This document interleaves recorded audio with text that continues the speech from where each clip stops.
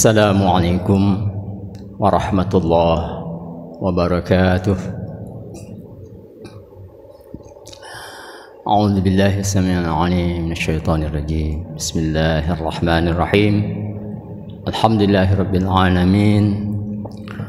Wal 'aqibatu lil muttaqin wa la 'udwana illa 'alal zalimin. Asyhadu an la ilaha illallah wahdahu la syarika lah. Asyhadu anna Muhammadan abduhu wa rasuluh. Allahumma shalli wa sallim wa barik ala hadzal nabiyil karim ar-rasulil azim nabiyina Muhammad wa ala alihi wa ashabihi wa man tabi'ahum bi ihsanin ila yaumiddin. Qala Allah ta'ala, a'udzu billahi minasyaitonir rajim. Ya ayyuhalladzina amanu taqullaha haqqa tuqatih wa la tamutunna illa wa antum muslimun. يا أيها الذين آمنوا اتقوا الله وقولوا قولا سديدا يصلح لكم أعمالكم ويغفر لكم ذنوبكم ومن يطع الله ورسوله فقد فاز فوزا عظيما. ما بعد. Jamaah salat subuh Masjid Syuhada rahimakumullah. Pertama-tama kembali pada kesempatan yang mulia ini, di pagi yang Allah berkahi ini, kita bersyukur pada Allah atas segala limpahan karunia-Nya berupa nikmat kesehatan serta nikmat iman, ihsan, Islam, kesempatan yang masih Allah anugerahkan kepada kita. Kita mampu melangkahkan kaki kita menuju rumah Allah untuk melaksanakan kewajiban kita sebagai seorang muslim. Ini melaksanakan salat subuh berjamaah. Salawat dan salam marilah kita senantiasa sampaikan, aturkan kepada junjungan kita Nabiullah Muhammad sallallahu alaihi wasallam, kepada keluarga dan para sahabatnya, tentunya juga kepada kita semua segenap pengikut beliau di akhir zaman ini. Mudah-mudahan kita semua mendapatkan atau meraih syafaat beliau di yaumil qiyamah. Jamaah salat subuh rahimakumullah, dengan perjalanan waktu yang begitu tak terasa, kita sudah berada di awal bulan Dzulqa'dah, yang berarti kurang lebih ya 1 bulan kita akan kembali merayakan hari raya Idul Adha ya, atau Idul Kurban 1445 Hijriah tahun ini. Seperti biasa di subuh Rabu ini kami kembali mencoba menyampaikan fatwa-fatwa tarjih ya, pimpinan pusat Muhammadiyah di seputar ibadah terkait ibadah kurban ya. Hari ini kita coba, mungkin sudah ada beberapa hal yang pernah disampaikan di forum ini, namun tidak ada salahnya untuk kembali mengingat kembali apa-apa yang sudah kita pahami di seputar ibadah kurban. Mudah-mudahan ada hal-hal baru, informasi terbaru yang mungkin bisa kita dapatkan, yakni di seputar hewan atau daging binatang kurban. Kadang ada pertanyaan, kepada siapa saja daging hewan kurban itu diperuntukkan. Kemudian juga pertanyaan, apakah boleh hewan atau daging kurban itu disimpan sampai berhari-hari ya. Begitu pula status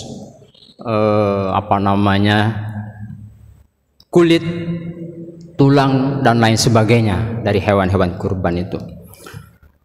Majelis mencoba merumuskan dalam hal ini 3 hal terkait dengan binatang kurban diperuntukkan bagi siapa saja atau bagaimana status itu.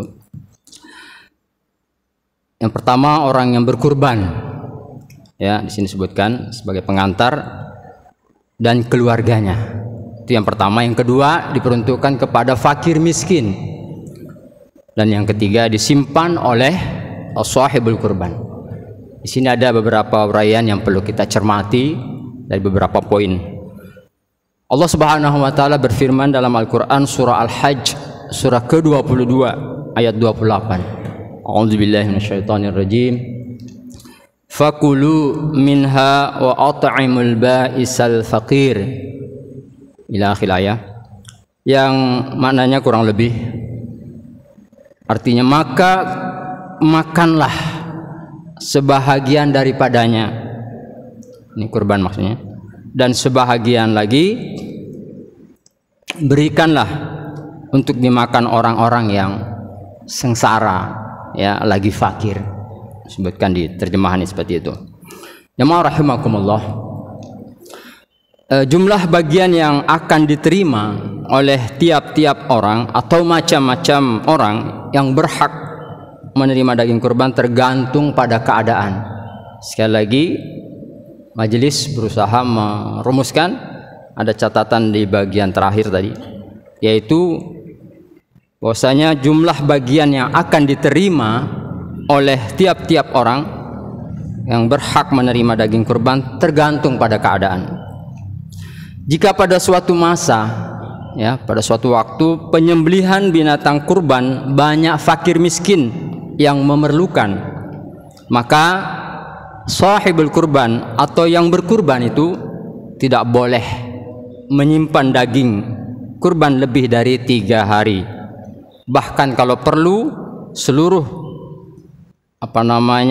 daging kurban diberikan kepada fakir miskin. Sesuai dengan hadis yang diriwayatkan oleh Abdullah bin Umar. An Abdullah bin Umar radhiyallahu anhu qala Rasulullah sallam kulu minal adahi salasan wa kana Abdullah ya'kulu bizait hina yanfiru min misni min ajli luhumil hadi. Muttafaq alaih. Diriwayatkan dari Abdullah bin Umar, ia berkata, Rasulullah sallallahu alaihi wasallam bersabda, makanlah daging kurban sampai 3 hari. Salasan.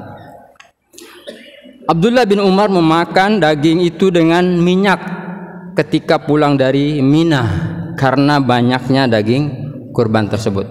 Hadis muttafaq alaih. Kemudian hadis yang lain yang diriwayatkan oleh Sayyidatuna Aisyah Ummul Mukminin radhiyallahu anha, beliau berkata, yang artinya bahwasanya dahulu kami biasa mengasinkan daging kurban. Sekali lagi kata beliau, dahulu kami biasa atau sering mengasinkan daging kurban sehingga kami bawa kepada Rasulullah Muhammad SAW di Madinah. Lalu beliau bersabda, janganlah kamu makan daging kurban kecuali sampai 3 hari. Jamaah rahimakumullah, akan tetapi larangan ini bukan keharusan, ya, melainkan dengan maksud agar orang miskin dapat memakannya. Allahu a'lam. Namun jika pada suatu masa penyembelihan binatang kurban tidak banyak orang miskin yang membutuhkan, sahibul kurban dan keluarganya boleh menyimpan daging kurban itu dalam waktu yang tidak ditentukan. Hadirin rahimakumullah. Hadis riwayat Jabir menjelaskan lebih lanjut. Beliau berkata bahwasanya dahulu kami tidak memakan daging kurban lebih dari 3 hari di Mina. Lalu Nabi SAW memberi keringanan kepada kami dan bersabda, makanlah, ya, dan berbekallah, artinya simpanlah. Maka kami makan dan berbekal atau menyimpannya dalam beberapa waktu. Hadis muttafaq alaih.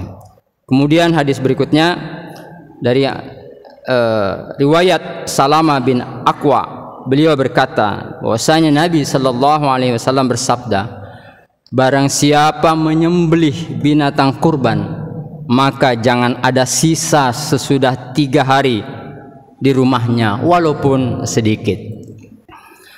Kemudian pada tahun berikutnya mereka bertanya kepada beliau, wahai Rasulullah, apakah kami harus berbuat seperti tahun yang lalu?